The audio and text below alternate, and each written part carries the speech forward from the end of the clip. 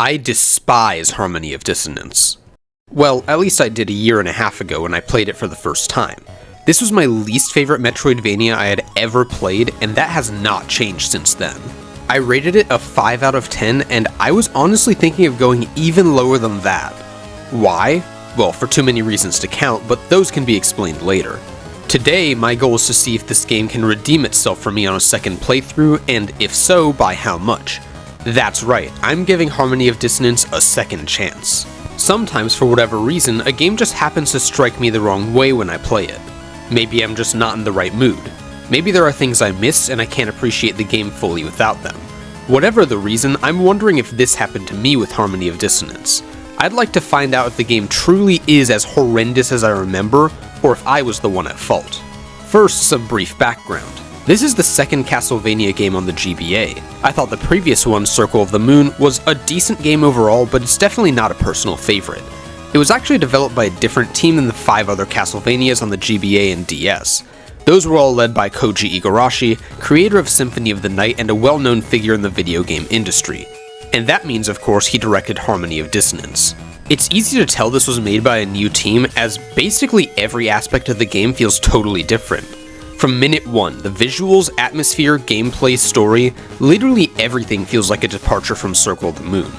From what I've heard, Igarashi didn't like that game, even going as far as to consider it non-canon, and mentioning how much he disliked its control and systems in multiple interviews.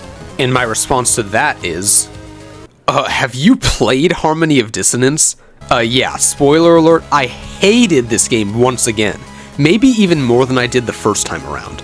So I'd like to discuss why for any of you out there who disagree. As always, for a more negative review, this is purely my opinion and I'm not at all trying to get you to hate it along with me. No, I actually see perfectly well why someone could like Harmony despite having almost no fun with it myself. So, sit back, relax, and let's find out how exactly Castlevania Harmony of Dissonance broke me. Again.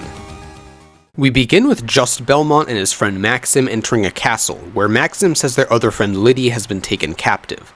As soon as Just enters, however, we immediately see that this castle is hostile, with this giant armor awakening and chasing Just inside, splitting up the two friends. After exploring for a bit, Just runs into Death, who explains that this is actually Dracula's castle, although there's some kind of outside power affecting it. Just knows it's now his job to save Liddy and figure out what's going on with Maxim, and this is where the game takes off. And hey, I'm gonna start with some legitimate praise for Harmony of Dissonance, as this introductory sequence is fantastic, far outclassing what Circle of the Moon brought to the table. In the first 30 minutes or so, you're able to run around a massive initial area, and when I say massive, I am not kidding. The freedom you have to explore the first 3 or 4 areas is legitimately surprising, and you also get to collect a ton of small optional upgrades right away. You can grab things like the Ice Book, pieces of the castle map, heart, MP, and health max up containers, the redstone for fire damage, the fairy journal for seeing the names of enemies, monster tome to record their data, and soul orb to see your damage output. Most of these aren't super impactful, but it feels great to be making incremental progress like this no matter where you go. And again, this is all in like 30 minutes. Basically anywhere you decide to go is the correct option because there's just so much to do and all of it is worth going for. But do you know the single best thing this game does that blows Circle of the Moon out of the water and spits on its corpse? You can now move boxes without an upgrade. Nice. All jokes aside though, the intro is just awesome, and if the game kept up with this pace, I would legitimately love it. But unfortunately that could not be further from the truth. In the interest of fairness though, I actually want to go over some of the things I do like about Harmony first before we get to the bad stuff, i.e. most of the rest of the game. First, the spellbook system, replacing the DSS cards from Circle of the Moon. This game features the classic Castlevania sub-weapons once again, which use hearts as ammo. But using each of the elemental spellbooks, fire, ice, bolt, and wind, you end up having access to 4 extra versions of each sub-weapon, which pull from your MP rather than hearts. This is a fun system and a huge improvement over the DSS. Now with any given sub-weapon you have 5 different options of spells that you're able to build up over time by collecting them while exploring. Each of these spells are very different and have some great use cases. This means it's easy and fun to experiment and try out all the different combinations. And even better, because your MP refills over time, against the bosses you can use up all your MP, then turn off the spellbooks to use your backup stash of hearts instead for the base sub-weapon. It's just options upon options, which is always something I like to see. Plus, unlike the DSS cards, there are no obscure spells where you could never possibly figure out what they do. They're all just various types of attacks, which I think is both more fun and way less confusing. Now, unlike in Circle of the Moon, I'm happy to have any of the sub-weapons as there isn't one that dominates the others. I preferred to have the Cross or Holy Water, but all of them are still useful. And finding a book through exploration is a huge and satisfying increase to your power level, which might honestly be my favorite thing about this game. And I really do mean a huge increase. Just look at the war crimes you can commit with the Bolt and Cross combination.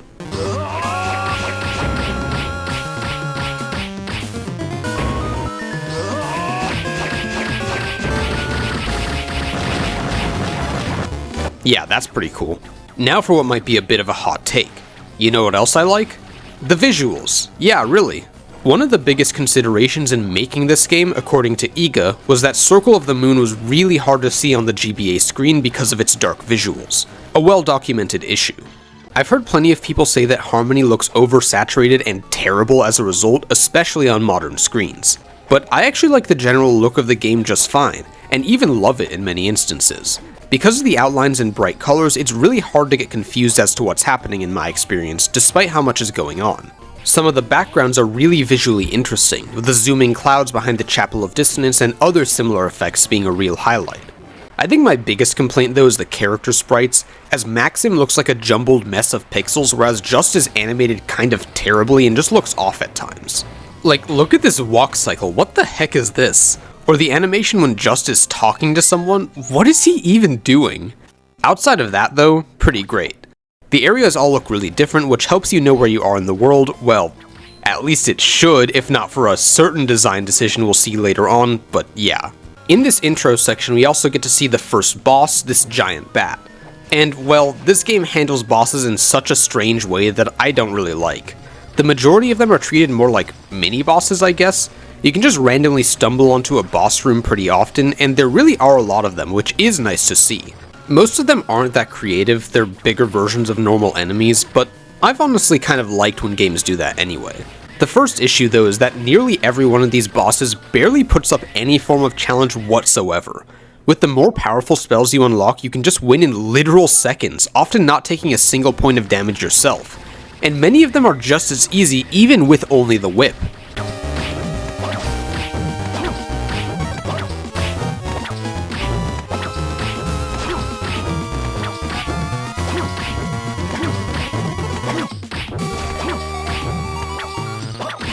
And the other issue is that fighting these bosses feels like a complete waste of time.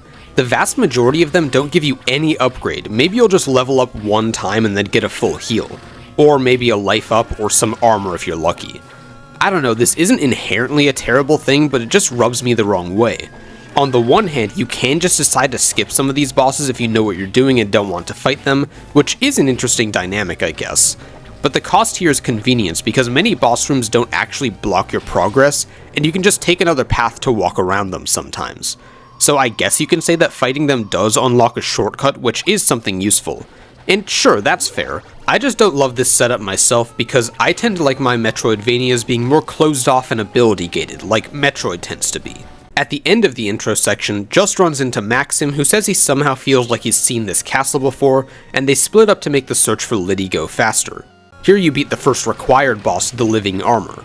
This gets you the Lizard Tail, the game's first main ability, which allows you to slide through tight passages. It took me about 20 or 30 minutes to get here, and like I said, that was all pretty fun. With this ability, you can find your way to the next main area and slide under this passage here in a very memorable room, where you find a cool looking portal. You go through to find a new area, immediately find a new piece of the castle map in a shop, and holy crap, that's a lot of stuff to explore. If you make your way to the bottom left corner, you can find another boss, the Skull Knight, and get the next upgrade, the Sylph Feather, a classic double jump. After 15 more minutes of exploration, I find yet another portal that takes me to the top right section of the map in the Clock Tower. And this is the moment for me where Harmony of Dissonance truly falls apart, because now we're introduced to the main mechanic of the game, the two-castle system. Oh man, I hate this. And the thing is, I really shouldn't. Some of the Zelda games with a two-world structure, like A Link to the Past and A Link Between Worlds, I absolutely love. And this setup is one of the main things that makes me love them. Deciding when to switch between worlds to solve a navigation puzzle is just extremely satisfying every single time. and initially it looks like Harmony is going to be the same way. Now, before I start ranting about just how untrue that ended up being, I want to mention my favorite aspect of the system. The way this whole thing is integrated into the game's story is actually really cool and one of my favorite parts of the game. Whenever you run into Maxim, he'll either be his normal self or he'll be aggressive and clearly taken over by some other force. It is kind of funny with how much Iga seems to dislike Circle of the Moon, they still ended up going with the exact same plot as that game, but this one is definitely done much better. Hugh in the previous game was just annoying from his first line to his last, but Maxim is actually pretty cool and so is Just. They have a few friendly conversations while they're together and you can tell they actually care about each other. So when possessed Maxim tells Just he's gonna have to fight his best friend, you can tell it really hurts him. A bit before the game started, Maxim stumbled onto Dracula's remains. He admits to Just that there was at least a tinge of jealousy that he wasn't chosen as the one to wield the vampire killer. So Dracula's spirit was able to enter Maxim, and the two spirits in one body gave rise to a castle, as Dracula tends to do. But this time there's also another one, with the two slightly out of phase. Again, it's not like these characters or the plot or anything all that special, but at least I wasn't in agony watching these cutscenes, especially since the text speed is way faster than before and you can skip them if you happen to die, thank God. The setting is really memorable and interesting though, and that's one of the reasons I imagine would make people like this game. And on the gameplay side of things, this is again a cool idea, but the execution is absolutely horrendous to a degree I didn't even think possible. Seriously, if you haven't played this game, it's probably going to seem like way more minor of an issue than it actually is, but no. This one single system is so infuriatingly terrible that it makes Harmony of Dissonance one of the least fun games I've ever played in the nearly 24 years I've been alive. I guess since I can't think of anything better to start with, we'll just do the most obvious first. You have to explore 2 castles instead of just one. The 2 castles could be totally different, with new level design and similar layouts, but no, that's not what this is. The castles are essentially exact copies of each other. Nearly every single room is the exact same layout in both castles, with the main differences being the enemies within them, items you can pick up, and a different color palette. Outside of that, the 2 castles are virtually indistinguishable from each other. I often forgot which castle I was even in, because during the middle 70% of my runtime, I was just constantly hopping back and forth between them, and it was incredibly disorienting. And as expected, going through some of the more annoying rooms twice in a row is just not all that fun. There's this one room where you have to race a ball around a long passage for like a full minute to pick up some gear at the end. And if you fail, you have to do it all over again. And then you have to do it all over again anyway because of course there's a second set of rewards in the other castle. Plus, even though the castle is really open within its areas, the actual path through the game is anything but. At nearly every point, there's only one place where you can make forward progress, and actually moving to where you need to go is an absolute chore. There are so many bafflingly arbitrary progression roadblocks that literally serve no purpose at all other than wasting your time. And I know what you're thinking, no purpose at all? It's easy to just say that about something that annoys you, but that has to be an exaggeration. After all, Metroidvanias are built around finding a place you can't access, making a mental note, and coming back later with a new ability. And in a lot of cases with Harmony, yeah, this is exactly what happens. You'll see this cracked wall, have no idea what to do, then later on you find the crushing stone. Come back here later and you can now break the wall. Simple, right? Well no, it isn't that simple. Behind probably 80% of these crushing stone walls, there's no progress to be made. Instead, you just come face to face with yet another progression gate. It's either one of these 3 types of locked doors, or it's a tall passage you can't pass with just the double jump. For these, you'll need an extremely late game upgrade, the Griffin Wing, which is a super jump. And now I've talked about all the main upgrades for the game except one. No, I'm not kidding. I mentioned many times in the Circle of the Moon video that game had by far the least interesting set of abilities in any Metroidvania I've ever played. But somehow this is even worse. A slide, a double jump, and a big jump. That's the best you could come up with? Well, technically that's not everything, there are some equipable items that have special required effects. I already mentioned the Crushing Stone, and then there's the Crush Boots, which let you enter like 2 new locations, and Maxim's Bracelet, which, oh don't worry, I'll be sure to tear into that one later.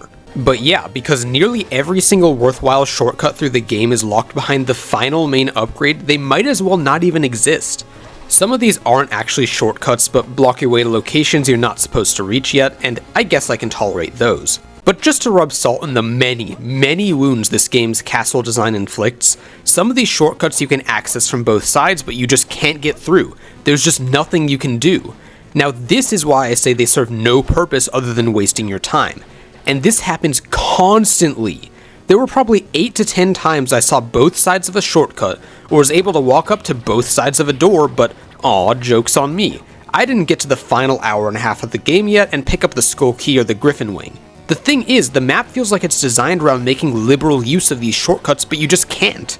The majority of these are at the end of a long linear path, meaning your reward for going around and exploring is the game telling you, nope, sorry, that was too much exploring. Go backtrack all the way to the last branching path you found so you can take the single linear path to actually go where you want to in the castle. Seriously, this is just so lame. Why in the world can I not open this door when I can already reach it from both the left and the right? Why is this stupid pillar blocking my way when I can already enter the room from both sides? A good Metroidvania would make sure instances like this never happen, or at least are minimal. Shortcuts that you unlock late into the game should feel like a bonus, not the only convenient way to get between two locations. And the fact that these ones are staring at you out in the open, unable to be used, is just insulting. Oh, and by the way, unlike Circle of the Moon, you can't freely choose which warp point to jump to. Each of them are linked to only one other location. Well, for the vast majority of the game at least. And they're arranged in a line, meaning if you decide to go back to the other side of the castle, there's no way around them. You have to go through every single warp room available, bouncing around both castles like Dracula is playing pinball and you are the ball. Does the game seriously gain anything by limiting your ability to move around freely like this? In my opinion, no, it does not, and it's just an absolute pain in the gallbladder to deal with. And it seriously just gets worse and worse as the game goes on, until in the final 2 hours, it decides to hand out like 6 new convenience upgrades in a row. Now you unlock a few special warp points where you actually can choose where to warp to. These aren't marked any differently from the others on the map, by the way. You unlock all 3 of the locked door types, the griffin wing. Wait, literally, why were these not spaced out during the middle portion of the game? You just decided to hand out everything near the very end when they don't matter as much? And now that we can actually get through those horrible griffin wing shortcuts, they're made practically obsolete by having the new warp points which you unlock before the griffin wing. Who thought any of this was a good idea? I would take Metroid Prime 4's Desert in a heartbeat over this kind of awful design. I hope that puts into perspective how unfun this is for me, because I don't think I've really been able to put into words yet just how soul-sucking it actually is to play this game. And that feeling is only made worse by the music. Now, okay, I don't think it's all bad, there are some really good pieces in here for sure. Famously, Harmony was forced to dedicate resources that would normally go to the music to the graphics instead, to make sure they could be as bright as possible. A worthy trade-off? Sure, it might be. That does mean the music is only one step up from NES chiptunes though. Not the worst thing in the world, and it's not like the GBA is known for its musical power anyway, so I'm willing to accept that. And despite this, some tracks turned out really well, like the file select theme and Offense and Defense especially, which actually really surprised me with how good it is.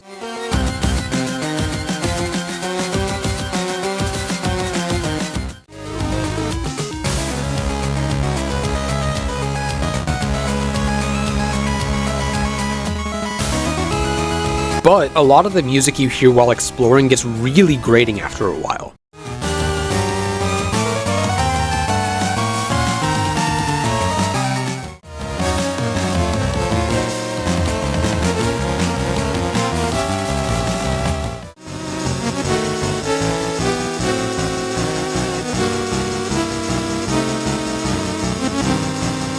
I mean, the game is called Harmony of Dissonance, so I think the music being the way it is totally intentional, but I just don't like it. Having to listen to this stuff while walking back and forth and back and forth and back and forth is just not my thing, and it really contributes to the general atmosphere of I'm not having fun. I also feel like the music trends down over the course of the game, which only builds up my frustration with the rest of the game more over time. Oh, but we're not even close to the end of it. The small-scale navigation within areas certainly doesn't help things. First of all, the room layouts are just ridiculously uninteresting, even being beaten out by Circle of the Moon. I seriously think there are 40 or 50 of these winding left-to-right staircases thrown absolutely everywhere. There are also a huge number of straight lines with the same 2 or 3 enemies on them repeatedly. And remember, there are 2 castles, so you have to go through those a minimum of 2 times each. Although, let's be honest, on a first or second playthrough that number is more like 5 or 6. And you know what else clogs up the level design? Dead ends. No, literally, there are dead ends everywhere you go. One thing I can praise Harmony for is that basically every time you do find a dead end, there's at least something to collect there, which is nice. But far too many of those collectibles are just useless. Okay, well I guess useless isn't the correct word because technically you can use them, but you know what I mean. You'll find plenty of different armor pieces and elemental equipables for your whip, potions, anti-venoms, health or MP or heart max-ups, etc. And these ones? Sure, I like them. These all have tangible effects on your damage output and defense, and that's where the patented Castlevania RPG mechanics kind of save the day. Although I will say that too many of the armor pieces don't really do much of anything, and you can't even sell them at the shop if you don't want them. But oh my actual Jesus Christ in heaven, if I have to pick up another piece of furniture, I swear I will have an aneurysm. Yeah, for whatever reason, Just finds this one random empty room in the castle and decides to spend his time decorating it. I mean, this actually is pretty fun in an absurdist humor kind of way, and probably a big part of the reason Just is such a popular character. But if you think I'm going to willingly dedicate any more time to this game in order to actually engage with that system, no thank you. It's hard to care when the actual results of this system are staring me directly in the face at all times. Nearly a third of the collectibles you pick up in these dead ends serve no purpose whatsoever. Speaking of the shop, by the way, there's a shop in this game. And I don't think anyone gave a second thought to actually balancing this economy, because its existence absolutely breaks the game into pieces. Remember how in Circle of the Moon, healing items were practically non-existent if you didn't specifically grind for them? Yeah, that was kind of annoying. Well, here, midway through the game, I just bought 30 potions from the shop with plenty of money to spare. If you do this, then congratulations, you've just won the game. Seriously, you can hold a maximum of 99 potions and high potions and elixirs, and even at max level, a basic potion still fills up a good chunk of your health. This means you're now effectively invincible, giving the game this really all-over-the-place difficulty curve where the game is balanced at the beginning, then peaks with this fight against the devil, and again, boy will I get to you later. And then as soon as you find the shop, all tension immediately leaves. See, I could complain about the low difficulty of this game, but if I had to wander around to the degree I do here with Circle of the Moon level challenge, I probably would have thrown this game out the window by now. It does mean that both exploration and combat are mind-numbingly dull, but I guess I'd take that over it being simultaneously mind-numbing and frustratingly difficult. So, how is the combat mind-numbing? Well, I think I first have to talk about the controls because we somehow haven't gotten there yet. One of the major positives I haven't yet mentioned is the ground control, which is actually really solid. From the beginning, Just is able to repeatedly dash in both directions, and he can even cancel his whip attacks with a dash, which always feels great. Zooming around wherever you want is actually really fun at first, and even if the exploration is absolute garbage, at least you do move around quickly. And the whip is very satisfying, with an absolutely heinous hitbox that even covers behind and above Just. Now that is pretty awesome. But all this flies out the window the instant you leave the ground, because Just's air control is just abysmal. For running around and doing basic platforming, it's more than serviceable, but for combat, absolutely not. The jump feels awful, as if you press the button for a short time, you just immediately flop back to the ground, and if you do a full jump, you get rocketed into the air with a ton of momentum. This goes for the double jump as well. It's just so hard to space yourself properly, which is why most Castlevania games give your character a high fall speed. Too high in some cases, sure, but this is way too low. Normally you can move around freely after jumping, but if you perform any action while in the air, you get locked into whatever arc you're currently in. Couple this with the jump's high upwards momentum, and it makes fighting airborne enemies an absolute nightmare. For my favorite example, take this boss, the Devil. He really isn't that hard, but if you're foolish enough to jump in the air and use your whip, in a Castlevania game, you get to perform a maneuver that I'm coining the slow motion hug of doom.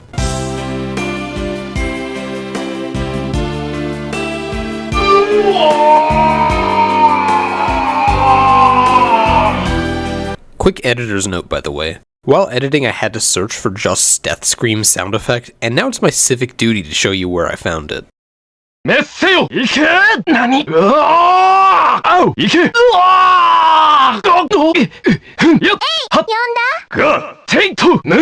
You're welcome. Again, you can avoid this and definitely should, but that means staying on the ground and not jumping at all against these types of bosses is the best strategy until you get the more powerful spell combinations. Meaning you can either sit there waiting around for them to land, or try to clumsily maneuver yourself into very specific positions where you can attack without getting hit yourself. not all that challenging, just annoying.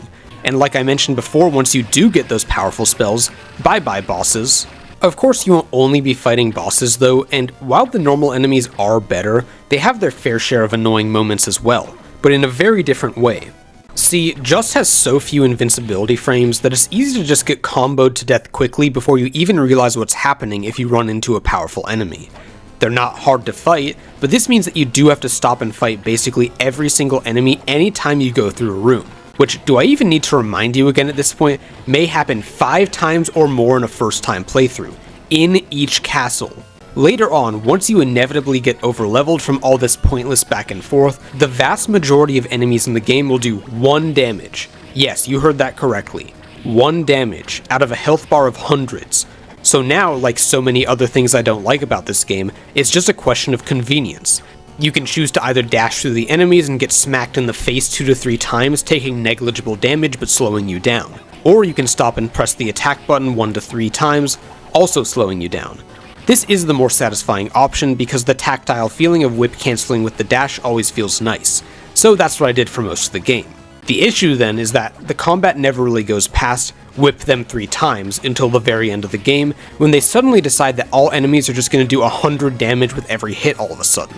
I actually prefer this though, and it makes the intro and endgame a lot more fun than everything else. At least now I have to pay attention to what I'm doing, like, at all. The sheer number of enemies they throw at you in any given room is insane, and for most of the runtime it really never gets more interesting than smacking them a few times and moving on. Or if the enemies happen to be airborne, pulling off the slow motion hug of doom once again.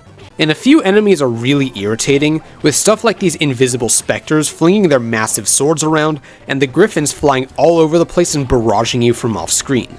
I'm not saying all the enemies are annoying, because some of them are fun to fight, but since they often pose no risk whatsoever, it's easy to just get stuck on autopilot anyway.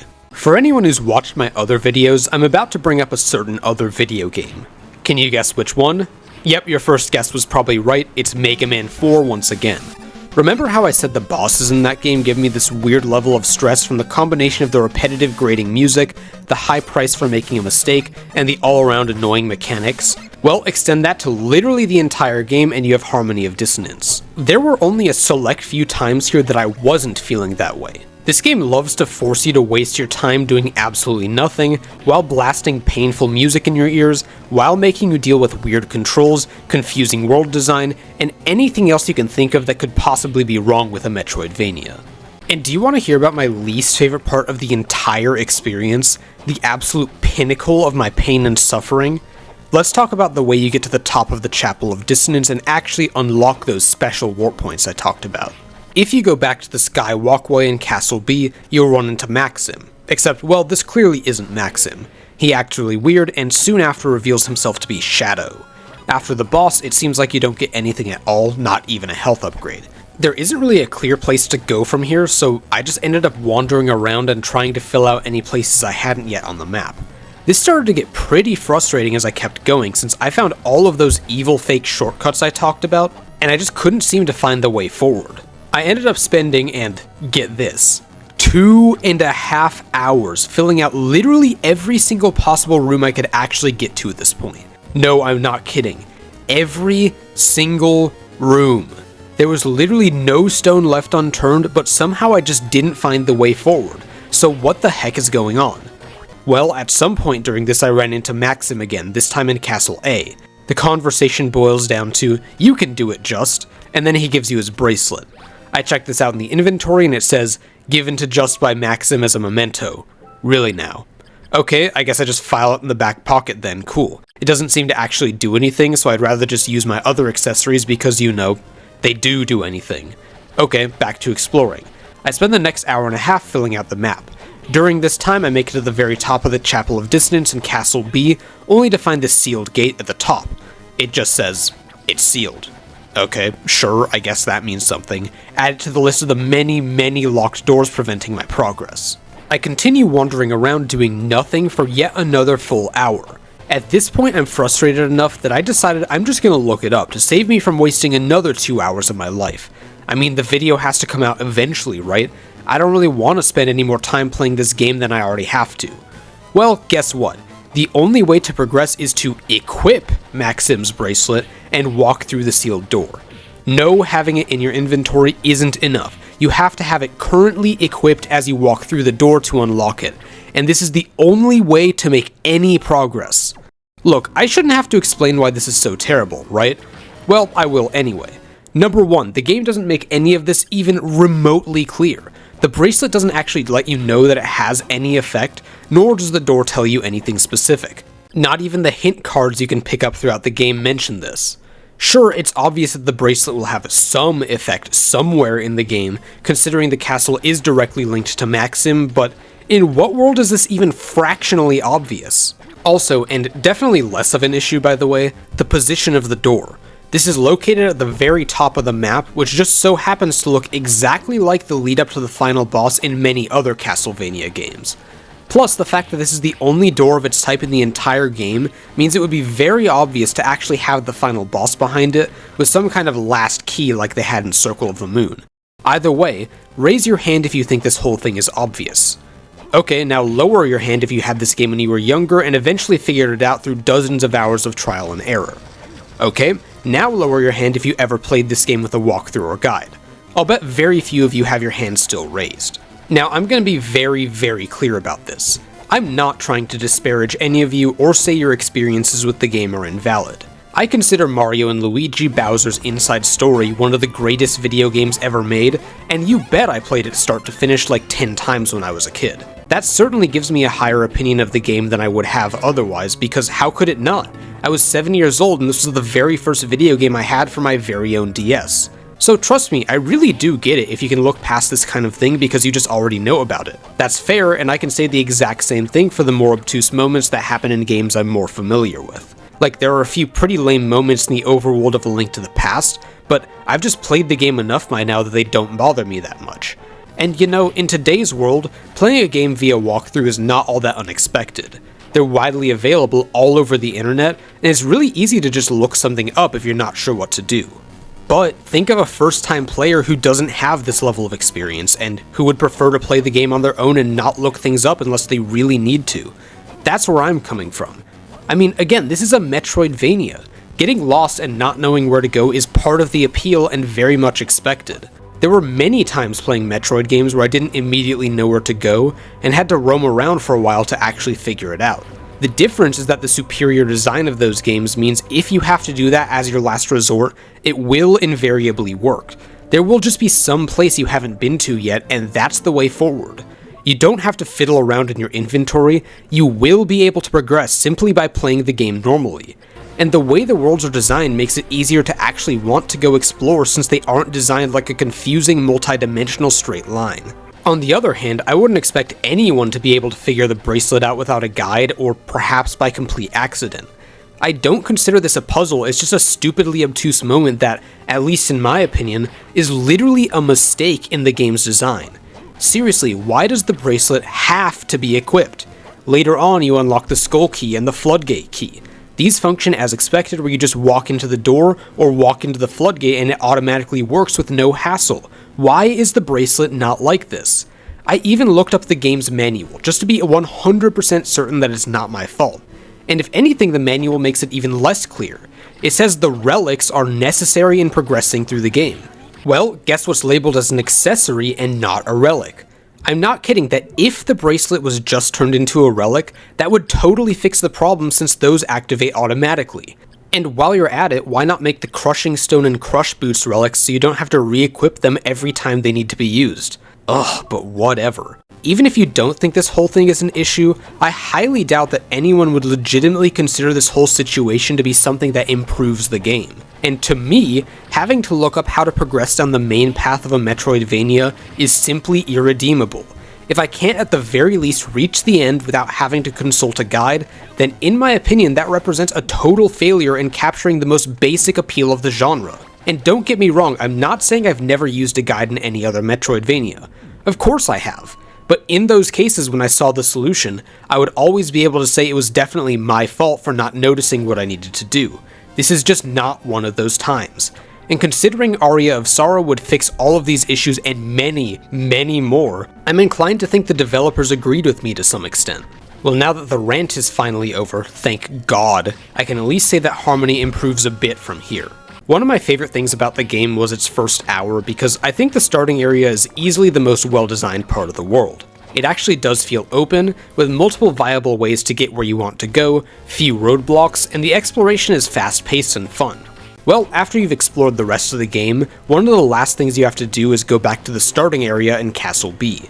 First of all, that's just a really cool thing to do thematically, ending up back where you started. And these Simon Wraiths aren't just a cool Castlevania callback, but they also absolutely eat up your health bar. I actually had to walk around this area rather than dashing because I knew not paying attention would be the end of me, and that's nice to see for a game that's been so totally devoid of challenge for the last 5 hours. You unlock the Crush Boots here, which let you break ceilings with your Griffin Wing super jump. Very specific, but at least it fulfills the basic function of being an upgrade in a Metroidvania game. You know, unlike the last 5 hours where not a single real upgrade was acquired. Yeah, that was fun, right? But hey, because we are still playing Harmony of Dissonance, the game of course needs to get in a few last epic pranks before it's over. See, while you're in the initial area in Castle B, you'll be able to pick up this thing called the Lure Key, which opens all those glowy magical doors you've seen while exploring. And yes, different glowy magical doors than what the bracelet opened. Okay, so I guess these will have some useful endgame upgrades in them? Do you even need to ask? As you open the first one of these, the game laughs uproariously in your face, showing you that locked behind these is, drumroll please, 3 more warp points that you could just never use until now. You know, the very end of the game? Like, what? I could easily go on another 5-minute long rant about how much I hate this, but I think I've complained enough about the god-awful, infuriating way this game lets you move around. This is just an extra cherry on top of the ice cream sundae of garbage that Harmony of Dissonance is waterboarding me with. In any case, I'm just numb to this game by now. Do you really want me to explain again why this is so terrible? The thing is, this is just nothing but horribly sloppy design. They decided to put in all these various methods of helping you move through the castle, but then decided to not let you actually use them at all until they don't matter anymore. I guess if you already know how to play this game and don't get lost at all, then this is useful because you can now go around the whole world much more easily and do some endgame cleanup for 100%. But, as I'm sure you know very well by now, that's not true for me. Where was all this when I was running around the whole world trying desperately to find the only way forward? Why couldn't these have been available to me then? 2 of them are even right next to the fake shortcuts I hate so much, so I don't know, having these available at the time would have made discovering those locations actually worthwhile. But oh my god, whatever. All that's left is to actually finish the game now. After breaking through the top of the Chapel of Dissonance with the Crush Boots, you unlock the mechanism keeping you out of the center where Dracula presumably is. If you go there, then now you're at the final boss, which is of course Maxim. Honestly, he's a pretty decently fun fight, outside of the fact that I have 30 potions, 10 high potions, and 6 elixirs, meaning I literally can't lose unless I try. I kill Maxim and... oh, he's literally dead, okay. And Lydia's dead too. Fantastic. Well, it turns out this is because I happened to fight Maxim in Castle B. I go to Castle A, and here's the real Maxim. He actually asks just to kill him because he wants to make sure this whole thing comes to an end. In this version we save Liddy, but Maxim is dead. Okay, not all that good of an ending still. Well, of the 2 Igavanias I've played, this and Aria of Sorrow, this is to be expected. For whatever reason, these games just love having the true ending locked behind some truly obtuse and arbitrary requirements. Even in Aria of Sorrow, a game which I really love by the way, this is by far my least favorite part. In Harmony of Dissonance though, like I said, I'm just numb by now. I've already looked up the bracelet, might as well just look this up as well, because wow, I seriously don't know how anyone ever figured this out. As you explore, you'll very likely pick up a few of these pieces of Dracula's remains. Each of them actually gives you a pretty decent bonus, so you'd want to collect them anyway, including immunity to status effects by the way, which is very much appreciated. So, first you have to collect all of these. Sure, that's not too surprising. Then you have to go to Castle B. No, Castle A does not work according to the guides I found. Then you have to equip both Just and Maxim's bracelets, go into the fight and defeat Maxim. After this, Dracula pops out and you finally get to fight him. I think his final form looks really cool, but hey, remember what's in my inventory? 30 potions, 10 high potions, and 6 elixirs. Dracula is now dead. And after this, you get the true ending, where everyone survives. Just decides to force Maxim to not tell Liddy about anything that happened, and the two fight over it. That's the true ending you had to do all that for? I almost prefer the ending where Maxim dies, like what? But thank God, we are finally done with Harmony of Dissonance. Well, that was certainly something. I seriously just hated my time with this game, maybe even more than I did the first time. I'm not going to say this game has no redeeming qualities because that would clearly be a lie. I really like the spellbook system, and to me it's basically just a strict upgrade over the DSS cards. The graphical style really works for me, even if the character sprites look absolutely hilarious. The opening moments and some brief parts of the ending are strong, offering a good chunk of world design to explore, which you can do in many different ways. The ground control is snappy and satisfying, and the whip is fun to use. I appreciate what the story is trying to do, and at least it's way better than what Circle the Moon was. Well, I don't know if trying is a word I'd use to describe that game's story. But, and this might sound harsh, I just struggle to care about any of that. Frankly, with world design this terrible, there's just nothing the game could have possibly done to make me like it or even tolerate it. I will never play Harmony of Dissonance again because why would I do that to myself? Calling the middle 80% of this game a slog is not just an understatement, but seriously fails to capture the sheer level of pain I was experiencing during that time. There simply is not a single other game I've ever played that gives the same negative emotions that this one does. And I've played some pretty bad games other than this one. I've played Castlevania The Adventure. I've beaten Mega Man X6. While both those games are significantly worse than this one in terms of their actual design, I'm honestly beginning to think that maybe I'd rather play those over Harmony.